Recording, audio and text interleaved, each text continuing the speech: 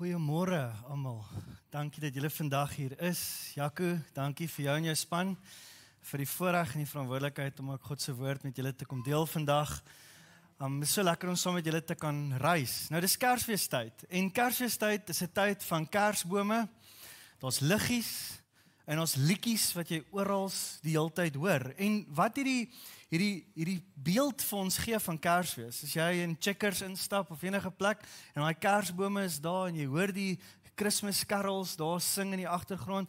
Al hierdie dinge is bewustelik en of nie bewustelik nie 'n uitroep wat sê kom hoor hierdie storie. Kom hoor die storie wat eintlik die hele wêreld verander het. Dis die uitnodiging.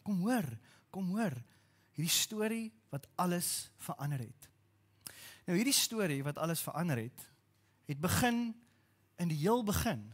In die eerste verse in die Bybel begin hierdie storie. Dit vertel ons die storie van hoekom vandag se storie nodig is. In die begin het God die hemel en die aarde geskape.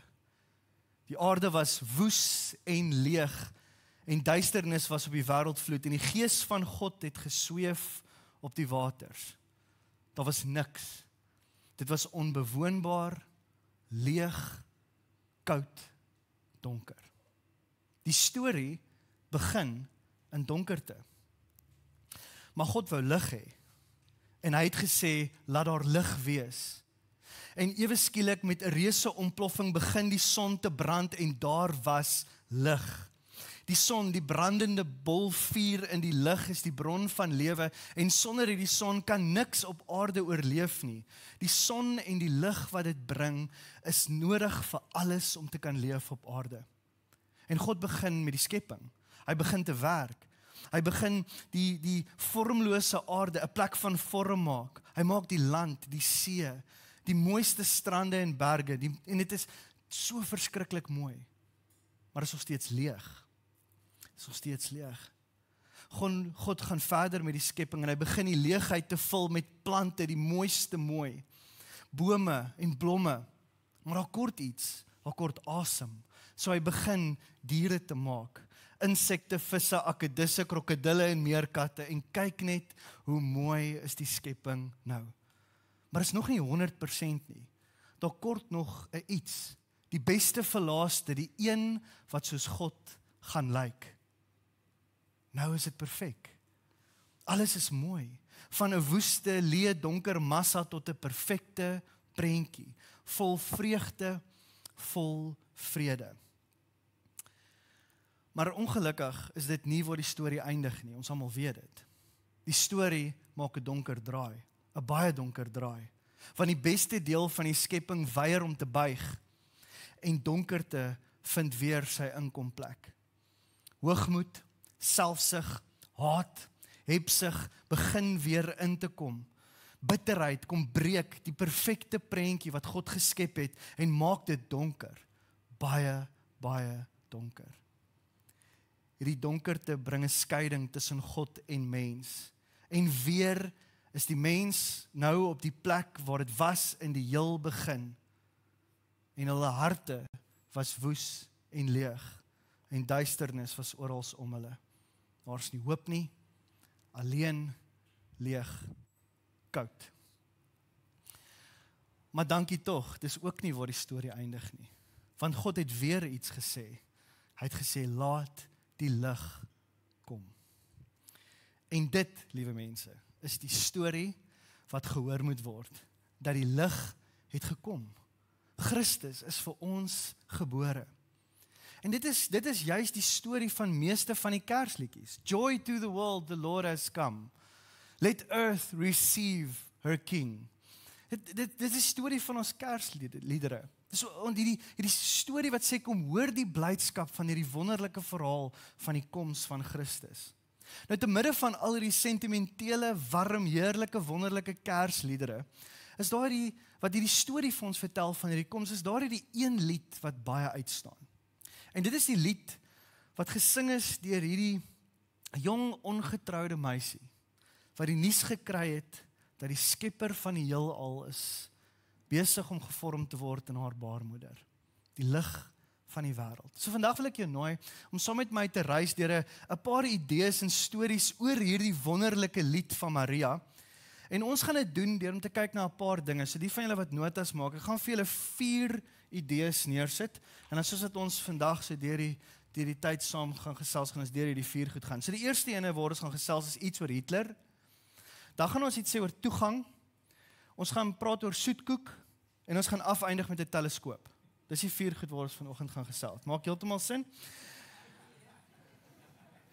Al hierdie 4 goed gaan jou iets vertel van Maria se groot lied. So kom ons begin. Dietrich Bonhoeffer, hy was 'n pastoor en 'n teoloog en hy was deel van die Duitse verset wat Hitler wou uitwis. Hy wou alles in sy vermoë doen om vir Hitler uit te haal. Bonhoeffer het die brutaliteit van die totalitêre mag eerstehands geken en hy het gesê ek wil gaan en ek wil hierdie ding gaan uitwis. Ek wil deel wees van die oplossing op hierdie probleem. En hy het sterk gepreek daarteen. En in April 1943 is hy gearresteer juis oor die dinge wat hy gepreek het. En op 9 April 1945 is hy tereggestel vir sy lering. Maar Dietrich Bonhoeffer is 'n wonderlike teoloog, hy het wonderlike goed geskryf. En hy het iets geskryf oor hierdie lied van Maria. Hy het gesê, it is the most passionate, the wildest, one might even say the most revolutionary Advent hymn that was ever sung. Die rede hoekom hy dit gesê het is, want hierdie woorde van hierdie lied, wat Maria sing, is werklik revolutionêr.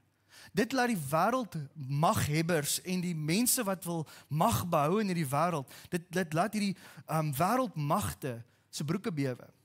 Want dit bedreig hulle bestaan. Bonhoeffer skryf hierdie, want hy het eerstehands beleef wat hierdie soort woorde van hierdie lied van Maria doen aan hierdie wêreld maghebbers.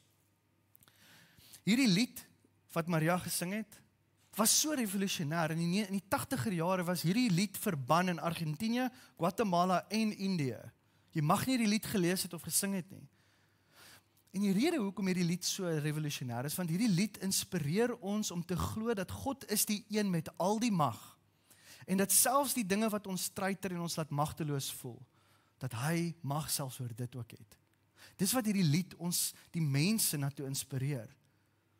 En as daar iemand is wat hierdie magteloosheid verstaan van die lewe en die moeilik van die lewe verstaan, dan is dit nou juis Maria. Sy verstaan iets van dit en in haar verhaal. So kom ons lees dit gou vinnig weer die lied wat sy gesing het. Sy sê, my siel maak die Here groot en my gees is verheug in God, my saligmaker, omdat hy die nederige toestand van sy diensmaagd gesien het.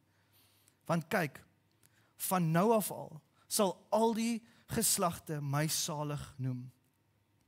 Want hy wat magtig is, het groot dinge aan my gedoen. En heilig is sy naam. En sy barmhartigheid is van geslag tot geslag vir die wat hom vrees. Hy het deur sy arm kragtige dade gedoen. Hoogmoedig is in die gedagte in hulle gedagtes van hulle hart het hy verstrooi. Maghebbers het hy van hulle trone afgeruk en nederiges verhoog. Kan julle verstaan hoekom die nasies nie van dit gehou het nie? Toe hulle hoor, jy weet, hulle gaan die maghebber van sy troon afruk. Nederiges sal verhoog word. Hongeriges het hy met goeie dinge vervul en rykes met leë hande weggestuur. Hy het sy knegg Israel bygestaan sodat hy aan die barmhartigheid sou dink, soos hy tot ons vader gespreek het aan Abraham en sy nageslag tot in ewigheid. Wat 'n revolusionêre lied. Hierdie is sommer soos 'n, jy weet, as jy dit hoor, dan sê ek is nou reg. Maar die wonderlike ding van hierdie lied is dit onderstreep die andersheid van God se koninkryk. Want God se koninkryk werk heeltemal anderste. Die hoogmoediges en die maghebbers is nie bo aan die lys nie. Nee, die nederiges word opgehef. Die verstote mense word opgehef. Die mense aan die een kant van die wêreld word gesê, maar julle is die mense aan wie die koninkryk behoort. En dis juis die rede hoekom Dietrich Bonhoeffer hierdie sê oor hierdie lied. Want dit maak nie saak wat die wêreld probeer doen om ons onder te kry nie, niks sal slaag nie, want maak nie saak hoe moeilik dit met ons gaan nie, ons het 'n God op wie ons kan vertrou en op wie ons kan vashou. Maria is hierdie jong meisie. Nou, sy was rondom, tussen omtrent min of meer, tussen die ouderdom van 13 en 17, toe die engel aan haar verskyn het met hierdie groot nuus. Nou, dit is die grootste nuus van alle tye. Maar terselfdertyd is dit ook dieselfde soort nuus wat jou asem wegslaan as jy dit hoor. Want sy gaan die moeder van die Messias word. Dink gou daaraan, wat 'n oomblik dit moes gewees het. Want wat ons moet onthou is, die Jode het altyd geweet dat daar is 'n Messias wat kom. So van al die mense van die Joodse volke, was daar meisies gewees, dan soos wat hulle groot word, en dink hulle beself, maar julle, ek gaan dalk die een wees van die Messias gaan dra. Daar's ma's en oumas wat gehoop het, dalk is dit my dogter, by wie die Messias verwek gaan word. So oor en oor, in al die geslagte was daar die hoop gewees, dat dalk is ek die een. En hier kry Maria die nuus deur die engel, wat daar voor haar staan, en die engel sê van Maria, dit is jy. Jy is die een wat gekies is. En dan gebruik die engel die woord, jy Maria, jy is die begenadigde. Jy is die een. En dan ewe skielik is die engel weg. Nou dink gou jouself, sit gou jouself in daai oomblik. Hier's Maria, die tienermeisie, tussen 13 en 17 jaar oud iewers, sy in haar kamer, alleen besig om haar normale dinge te doen, wat 'n meisie sou gedoen het van Nasaret. En hier verskyn hierdie engel, en hy gee vir haar die groot nuus, en dan ewe skielik is die engel weg. Mense, die grootste nuus van die wêreld was nou net vir haar gegee, en nou is haar engel weg. Stel net gou jouself voor die stilte in daai vertrek, toe daai engel daar weg is. 'n oomblik terug was die kamer gevul met 'n hemelse boodskapper, en nou is dit stil. Terug na die gewone toe. En Maria is alleen. Alleen met hierdie nuus wat so groot is, dat sy amper by haarself dalk kan dink, maar wat is die kans? Wat is die kans dat het ek dit nie dalk nou gedroom nie? Was dit nie dalk, het ek nie gehallusineer nie? En dan tref dit haar. As dit waar is, jene, ek is ongetroud. Ek is 'n ongetroude meisie wat die seun van God baar. En Maria dink terug en sy dink oor wat die engel vir haar gesê het, en dit tref haar. Sy onthou die engel het iets gesê van Elisabeth. Aan vers 36 en sê dit, Elisabeth, die engel het hierdie woorde vir haar gesê, sy sê, Elisabeth, jou bloedverwant, het self ook 'n seun ontvang in haar ouderdom. En hierdie maand is die 6de vir haar wat onvrugbaar genoem is. Dit is my baie interessant, die Bybel skryf nêrens as dit praat van Elisabeth as 'n ou vrou nie.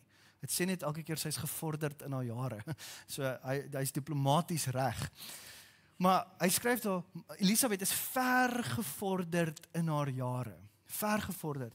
En sy is onvrugbaar. So hierdie nou staan die engel daar en hy sê vir haar, Maria, jou tannie, jou familielid van jou, Elisabeth. En onmiddellik dink Maria, ja, ek ken vir tannie Elisabeth. Sy is al oud. En ons ken al die storie van haar wat al jare lank wil graag swanger word, maar sy kan nie, want sy is onvrugbaar. En in daai oomblik vertel die engel vir Maria van die wonderwerk wat in Elisabeth se lewe gebeur. En onmiddellik is Maria, ek moet gaan, want as die nuus waar is wat die engel gesê het, en ek opdaag by Elisabeth en sy is swanger, dan weet ek, hierdie oomblik is waar, wat hier nou net gebeur het. En die Bybel sê dan hierdie woorde, die wonderlike ding van die woord is, die woord gee vir ons wonderlike detail. Die Bybel sê, Maria het hastig na toe gegaan, hastig. Sy was hastig op pad daarheen. Hoekom? Want Maria het ook versterking nodig gehad. Sy het hierdie groot nuus gekry, en sy weet nie regtig met wie ek hierdie kan deel nie. Hoe kan ek hierdie wat hier na my toe gebring is, hierdie groot oomblik, hoe deel ek dit met iemand? Mense gaan dink ek is mal. Die mense gaan dink ek jok vir hulle, omdat ek buiteegtelik hierdie pad geloop het.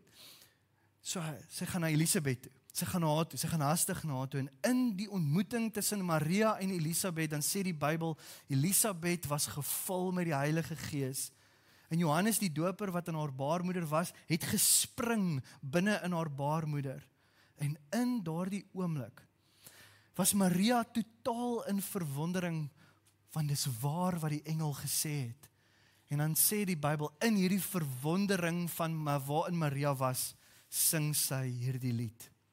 'n lied wat sê, God het al die mag selfs oor die dinge wat jou laat magteloos voel.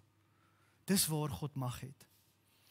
Nou hierdie was waar vir Elisabeth. Ek is seker van as jy vir Elisabeth sou gevra het, Elisabeth, is God, is hy magtig om oor alle omstandighede te heers, dan sal Elisabeth sê beslis, sonder twyfel.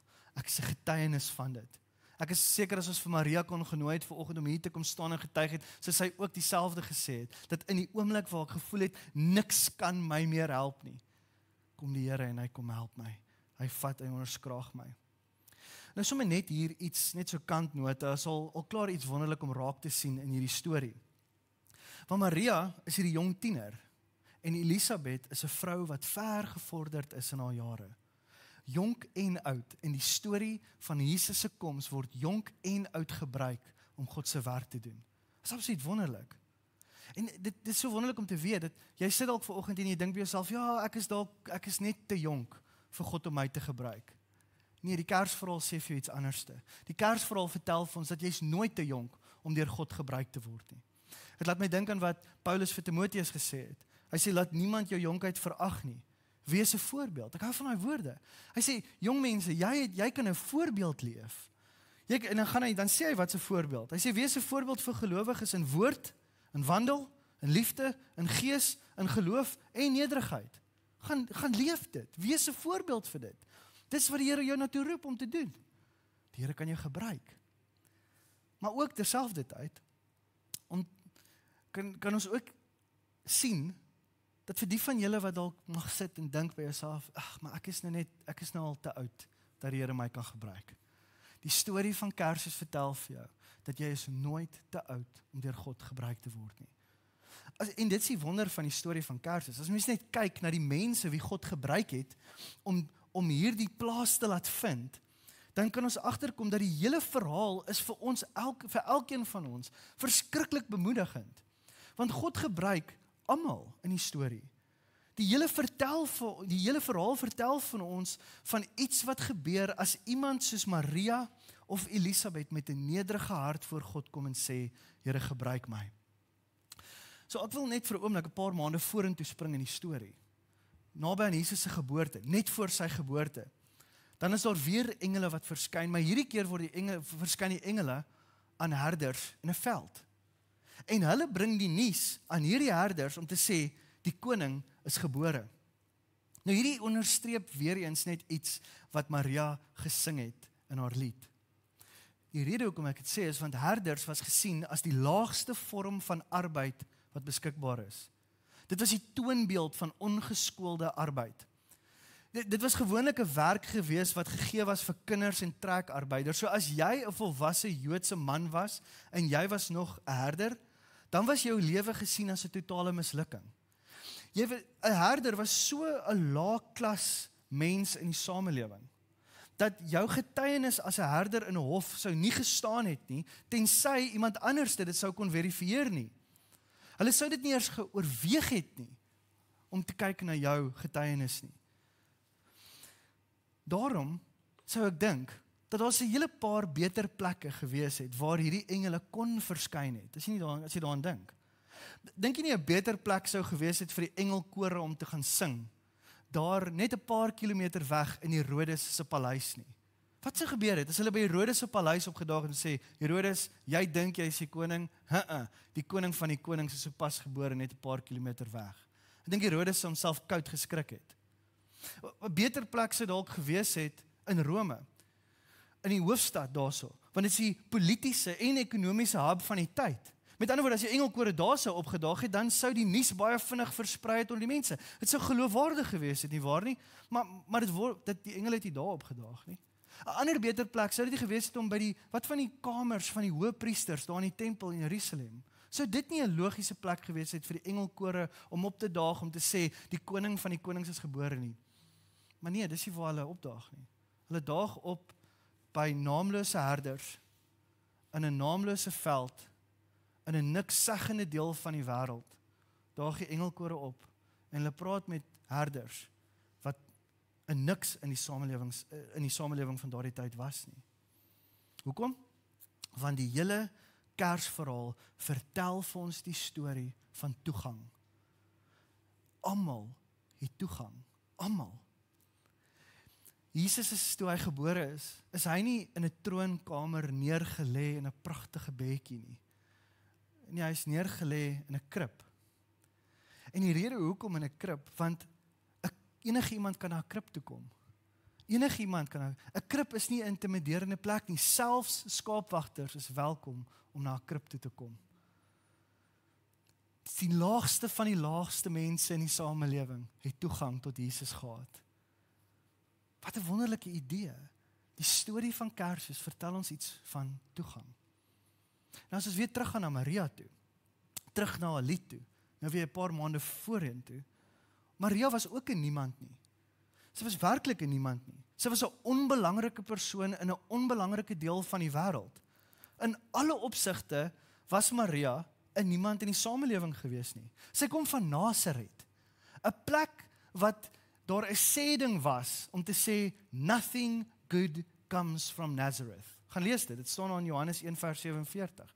Nothing good comes from Nazareth. So net daar, net vir die feit dat sy, hallo, ek is Maria, ek is van Nasaret. Net daar sê dat jy's 'n niks. Jy's 'n absolute niks. Sy was ook sosiaal 'n niemand gewees nie. Sy was brandarm gewees. En Maria weet dit. Dit was nie net iets, sy weet dit. En ek vermoed ook, dis dalk deel van die rede hoekom dit vir haar so moeilik was om te glo dat sy die een is wat die Messias gaan dra. Want vir hulle het hulle hele lewe lang gewag vir die Messias om te kom.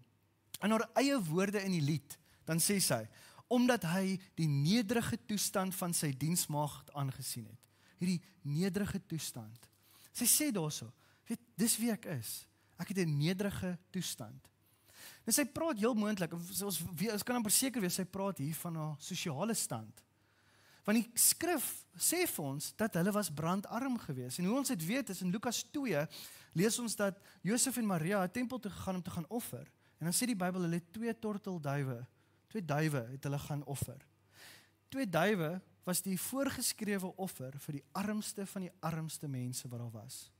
So net daar, wat die Bybel vir ons sê wat hulle offer het, sê vir ons dat hulle is brandarm gewees. En hierdie vrou, sy is die moeder van die Messias. Gaan wonder die mense het gesukkel om te glo dat hy is. Want hy kom op 'n manier in die wêreld in om te sê, jy kry toegang. Enige iemand kan kom. As jy ja sê vir hom, kry jy toegang tot die koning. Kom ons spring vinnig weer vorentoe, by die herders in die veld. Die engele sê die volgende vir hulle, eer aan God in die hoogste hemel, en vrede op aarde vir die mense in wie hy 'n welbehae het. Dis wonderlike woorde wat vir herders gegee is. Die Here se welbehae is in mense, in alle mense. Hy sê, ek het 'n welbehae vir jou. So die hele verhaal van Jesus se geboorte wys ons in wie hy 'n welbehae het. Alle mense het toegang tot Jesus. Jonk, oud, ryk, arm, wat ook al jou status is wat jy vir jouself kan sê, as God wil jou gebruik en jy het toegang tot hom. Nou wat hierdie gedeelte vir my absoluut wonderlik maak, is, dis nie net woorde wat Maria gesê het in hierdie lied nie. Dit was nie net uit 'n oomblik van oorweldiging, wat sy net 'n klomp woorde gesê het, wat vir haar nie werklik iets beteken het nie. Sy sê hierso, sy begin hierdie lied van haar, en sy posisioneer haarself eerstens. In vers 48 sê dit, omdat hy die nederige toestand van sy diensmaagd aangesien het. Kyk hoe woorde, diensmaagd. Sy posisioneer haarself onmiddellik. Maria weet wie sy is. Sy weet wie sy is. Sy is 'n diensmaagd. Ek is soos 'n slaaf vir my meester. En my meester wat ek hier in my baarmoeder het. Wat 'n wonderlike gedagte. Wat 'n vreemde gedagte, maar 'n absolute groot gedagte. Maar hierdie woorde wat Maria sê, is woorde wat fisies in haar leef. Meer as net woorde wat uit haar uitspoel in die oomblik toe sy die groot nuus gehoor het. Want Maria is nie iemand wat net enigiets vir soetkoek vat nie. Nee. Maria is 'n denker. Sy is 'n denker. Kyk wat gebeur toe die engel Gabriël aan haar verskyn het. In vers 28 van Lukas 1 en sê dit, die engel het by haar binnegekom en gesê, wees gegroet, begenadigde. Wees gegroet. Die Here is met jou. Geseënd is jy onder die vroue. En toe sy hom sien, was sy baie ontsteld. Nou, hier is my baie interessant, as mens hierdie woord. Toe sy hom sien, was sy baie ontsteld oor sy woord. En sy het daaroor nagedink, oor wat hierdie groet tog kon beteken. Hierdie groet. So met ander woorde, Maria sit daar en sy is ontsteld oor hierdie woorde. Natuurlik is sy ontsteld oor die woorde. Okay? Want dit is verstaanbaar, dat sy is hierdie ongetrouwde vrou van Nasaret, wat nou swanger gaan wees, sy gaan begin, haar ma gaan begin wys, en sy bly in Nasaret, waar so tussen 200 en 400 mense gebly het, so daai nuus gaan baie vinnig versprei, almal gaan weet, julle van Maria gesien, sy is nie getrouwd nie, nee, sy was stout, sy sê dis die Here, maar jy weet, dis hoe die mense gaan, so sy is natuurlik ontsteld oor die woorde, maar dan gaan dit verder, en sê dit also die tweede gedeelte, maar sy het dit nagedink, oor wat hierdie groet sou beteken. Wat het die engel gesê in die groet? Hy het gesê, begenadigde. Dis asof Maria daar sê, maar hoe op aarde kan hierdie wat hier met my gebeur, hoe kan dit genade wees? Hoe kan ek 'n begenadigde wees in dit? En sy het dit toe nagedink. Hierdie was 'n gereelde patroon in Maria se lewe. Oor en oor en oor het sy gegaan en sy dinge nagedink. Sy was 'n denker. Sy was nie 'n persoon wat net die stroom van die samelewing gevolg het nie, want as sy die stroom van die samelewing gevolg het, dan was sy iemand gewees wat in Nasaret, net soos al die ander meisies was, wat net ongeskoold was en absoluut niks geleer het nie. Maar Maria was 'n denker gewees. Sy was 'n denker. Sy het nagedink wat hierdie groet van die engel beteken het. Begenadigde, wat beteken dit vir my? Sy het dit oor en oordink. Sy meet dit wat die engel vir haar gesê het teenoor die skrif. En hierdie is wat vir my so wonderlik was, want Maria was 'n aktiewe teoloog gewees. Oor en oor was sy nie net 'n passiewe stil persoon wat net alles op die oog af voor ja gesê het en net nagevolg het nie. Nee, sy het God se optrede aktief verwerk en daaroor nagedink. Die hele tyd, mens sien dit 'n paar keer, want hierdie lied wat Maria gesing het, haal Maria 15 verskillende dele van die skrif uit 5 verskillende boeke van die Ou Testament uit. Kan jy dit glo? Nou ons weet nie wat gebeur het nie, nou ek vermoed, dalk toe sy die nuus van die engel kry, in daai oomblik, nou is sy oorweldig met hierdie nuus wat gekry is, het sy dalk sinagoge toe gegaan, en sy toe dadelik die boekrol van Samuel uitgehaal, en sy gaan lees, en sy onthou, Hanna het ook 'n oomblik gehad waar sy 'n lied geskryf het, en dan haal sy daai boekrol uit, en sy gaan lees hierdie woorde van Hanna se lied, en sy lees, en sy lees, en sy lees, en sy neem dit in, hierdie woorde van Hanna, daar in 1 Samuel 2, vers 1 tot 10, kan ons dit lees. En sy lees hierdie lofsang, en sy het dit nagedink, want hierdie lofsang van Hanna is onder andere deel van die woorde wat Maria aanhaal in haar lied self. So Maria moes geweet het, die skrif is die plek waar ek altyd my antwoord gaan kry. Die skrif is die plek waar ek my wysheid gaan kry in die onmoontlike omstandighede. En sy het die skrif uit haar kop uit geken. Sy het dit so goed geken, want in die oomblik toe Maria in 'n onmoontlike situasie kom, wat kom uit haar uit? Skrif kom uit haar uit. Die skrif kom uit haar uit. Dit is net soos wat Jesus gesê het, daar in Lukas 6:45, want uit die oorvloed van die hart spreek die mond. Uit die oorvloed van die hart uit. Jesus het dit self gedoen in 'n onmoontlike situasie toe hy op die kruis gehang het. Toe Jesus Psalm 22 aangehaal het, toe hy gesê het, my God, waarom het U my verlaat? So wat doen ek en jy in sulke oomblikke? Die oomblikke wat dinge net onmoontlik voel. In die tye wanneer ek magteloos voel, wat kom uit jou uit? Wat is dit in daai oomblikke wanneer God jou roep en jy voel hierdie situasie is onmoontlik? Wat is dit wat uit jou uitkom? Is dit woord wat uit jou uitkom? Die vraag wat mens baie keer kan vra is, hoe het Maria dit reg gekry om so kalm te bly in die oomblik toe sy hierdie onmoontlike nuus gehoor het? Ek dink die rede is van sy het haar skrifte geken. Sy het geweet wie haar God is. Sy het geweet hoe magtig en hoe groot haar God is en dat hy die mag het selfs oor die dinge wat haar laat magteloos voel. Laat my dink aan die woorde daar in Psalm 8. Ek wonder of Maria nie dit ook oordink het nie. Wanneer ek opkyk na die hemel, na die naghemel en ek sien die werke van die vingers, die maan en die sterre en wat U in hulle plekke geplaas het. Wat is die mens dat U aan hom dink? die mensdom dat U vir hom omgee. Wat is die mens? Maria se hele lied echo hierdie idee van Psalm 8. Here, U is genadig met my. U is genadig met my. Maria het hierdie onverskrokke soeke gehad. En almal in die Kersverhaal, wat ook so soekend was, het Jesus gevind. Die hele skrif is vol van uitnodigings met dit. 1 Kronieke 16 vers 11 sê, soek na die Here en sy krag, hou aan om hom te soek. Dis 'n uitnodiging, hou aan om hom te soek. Jeremia 29:13, as julle heelhartig na my soek, sal julle my vind. Deuteronomium 4 vers 29, daar sal julle weer na die Here julle God begin soek.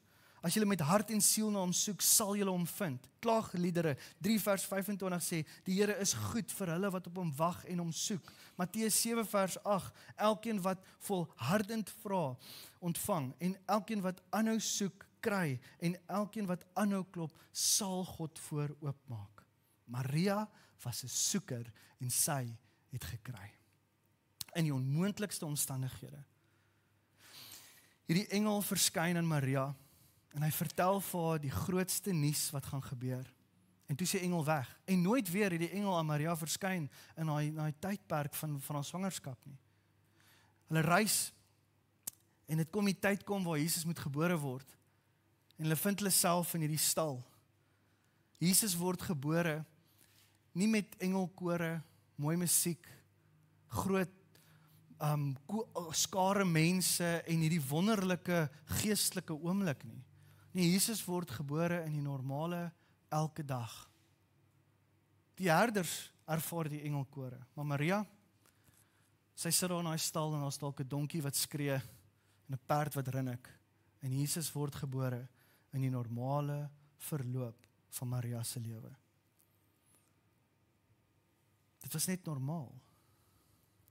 En dan kom die herders by Maria aangestap en hulle vertel vir Maria van die wonder van die engele. En in daai oomblik, toe hulle dit vertel, toe is dit so 'n bevestiging in Maria se hart. En Maria word geherinner aan daai bevestiging wat sy ook gekry het by Elisabeth. En sy dink by haarself, hoe wonderlik is dit nie? En kyk hoe reageer sy toe die herders dit vir haar vertel. Maria het alles wat gesê is deur die skaapwagters onthou en het telkens daaroor nagedink by haarself. Sy het telkens daaroor nagedink. In die Engelse vertaling sê dit, she ponders and treasure it in her heart. In die Grieks, die woord vir ponder, is die woord to put into context. To put into context. So eintlik om vir jouself die vraag te vra, hoe maak hierdie ding sin in my lewe? Met ander woorde eintlik om te vra, hoe moet ek reageer? Hoe moet ek reageer? Oor en oor het Maria hierdie ritme gehad van stil word, om te ponder, te oordink. Dit laat my dink aan die woorde wat Paulus vir die gemeente in Kolossense gesê het. Hy het gesê, daar is in 3 vers 16, laat die woord van Christus ryklik in julle woon. In julle woon. So moet 'n blyplek vind in my hierdie woorde van God. Want wanneer ek in onmoontlike omstandighede kom, is dit wat uitkom. Ek moet die woord van God in my binneste hou. Dan sê hy, leer en vermaan mekaar met psalms en lofsange en geestelike liedere en sing in julle hart met dankbaarheid tot eer van die eer van die Here. Hy onderstreep wat met Maria gebeur het. Sy was wonderlik bevestig hierdie woord en dit het geleef in haar. So kom ons doen vanoggend wat Maria gedoen het. En ons vra vir onsself, hoe moet ek reageer? Die woord van God kom nie altyd as 'n engel wat aan ons verskyn nie. Maar hy kom na ons toe in die normale verloop van ons lewe. Dalk in 'n kerkdiens, 'n gesprek met 'n vriend, in jou stilte tyd, in die tye wat jy na sy woord toe gaan. So die vraag is, hoe reageer ek aan hierdie onmoontlike omstandighede in my lewe? Maar Maria gee vir ons 'n idee in haar lied. Sy sê, my siel maak die Here groot. My siel maak die Here groot. En my gees is verheug in God, my saligmaker. Ek wil afsluit met hierdie idee. Het voel vir my altyd vreemd, weet as jy so iets hoor om te sê, my siel maak die Here groot. Dis 'n vreemde iets om te sê. Want hoe kan my siel God groot maak? Want God is klaar groot. In die hele brief, die hele lied wat Maria sing, vertel sy hoe groot God is, maar hoe sit dit haar siel God groot maak? Die rede is want Maria probeer vir ons amper iets verduidelik van 'n teleskoop. Vroeër hierdie jaar in die winter het ek en my gesin gaan kamp in Sutherland. En ja, jy het reg gehoor, ons het gaan kamp. En ja, ek het gesê die winter en ek het gesê Sutherland en ons was nie gedwing nie. Het was verskriklik lekker geweest daar in Sutherland, veral die sterre. Het is ongelooflik, jy staan hier aan daar en as jy die biljoene liggetjies wat flikker hier bo jou en dit is asemrowend mooi. En ons het toe natuurlik na die sterrewag toe gegaan om deur die teleskope te gaan kyk. Maar die verskil tussen 'n teleskoop en 'n vergrootglas is, 'n vergrootglas vat iets klein en hy maak dit vir jou groot sodat jy dit kan sien wat klein is. Maar 'n teleskoop doen die teenoorgestelde. 'n Teleskoop vat ietsie wat vir jou mag klein lyk. En as jy daardeur kyk, dan sien jy werklik die grootsheid van dit. Dit wat vir ons lyk soos 'n ou flikkerende liggie in die lug, is eintlik 'n hele sonnestelsel. Soveel groter as wat ons kan dink. En Maria, dis net hier wat sy hierdie ding sê. Sy sê God se woord is vir my soos 'n teleskoop. Dit wys vir my hoe groot God is. Maar dan gaan sy verder en Maria sê, my lewe is ook 'n teleskoop. Hoe kan my lewe die onsigbare God sigbaar maak in hierdie wêreld? En oor en oor en oor sien ons hoe Maria dit gebruik en haar vertroue in God sit. Want hy is die een wat mag het, selfs oor die dinge wat ons laat magteloos voel. Maria sit daar en sy bid en sy sê, Here, U weet ek is 16 jaar oud. U weet ek is 'n maagd. U weet ek het onmoontlike gesprekke wat nou voorlê vir my. Maar Here, U grootheid is vir my genoeg. Die Kersverhaal sê vir jou, God weet wie jy is. Hy ken jou situasie en hy sê, bring dit vir my. En dan, as jy dit na hom toe kom en jy buig voor God, jou redder, dan klim jy af van die troon van jou eie lewe af. En dan kom die lig in jou lewe in en kom vul die duister, leë, donker plekke in jou binneste. En hy gee vir jou genade. Dis die storie van Kersfees. Kom hoor dit, gaan vertel dit en wys vir die wêreld die wonder van ons God. Kom ons bid saam. Here, in die normale verloop van die lewe is daar soveel kere wat ons weet nie altyd wat om te doen en te maak nie, want dit voel so onmoontlik. Maar dan kom U, Here, en U kom vul ons met U woord en U genade. Here, mag ons mense wees soos Maria, wat nie net wag en kyk wat gebeur nie, maar Here, dat ons aktief besig sal wees om U te soek. Here, dankie vir U woord, wat ons die wonder van U genade kom wys. Dankie dat ons U kan ontmoet in U woorde, en dat U by ons is. Dankie dat ons kan sien in U woord, dat U mag het, selfs oor die dinge wat my magteloos laat voel. En dat U daar naby my is. Here, mag die lied van Maria, mag het ons so inspireer om te weet, Here, dat U is die een wat naby ons is. Here, elke persoon wat in hierdie gehoor sit vanoggend, Here, U ken elke persoon se storie, elke persoon se bekommernis, elke persoon se wonder, hartseer, selfs elke persoon se blydskap. Here, kom ontmoet ons vanoggend. Vul ons met hierdie genade wat net U woord vir ons kan gee. Sodat wanneer ons in hierdie oomblikke kom waar ons voel, ek weet nie, Here, dat ons krag by U alleen sal vind. Dankie, Jesus. Dankie dat U gekom het om lig te bring in die leë, donker, woes plekke van my lewe. Ons bid dit alles in U naam alleen. Amen. Amen. Dankie.